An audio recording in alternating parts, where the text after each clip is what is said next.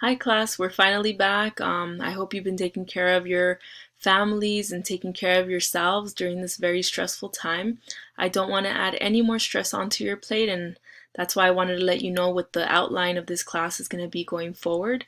You can find all the week by week details on your syllabus, but just so you know, we will not be using Zoom. We will be using the Canvas platform. You will have a discussion board about every week, one writing assignment about every week, and depending on whether it's a project assignment or just a smaller writing assignment, that's going to dictate how much time you should be spending on it. But if it's a project, just know that it should be a little bit more involved and lengthy. So you'll have to spend some more time on it. But for the most part, it's pretty streamlined. You'll just be going into modules for all of your work. And don't forget to do that exam. I also have that within the module at the very end of module 1. And I also embedded your study guide videos in there.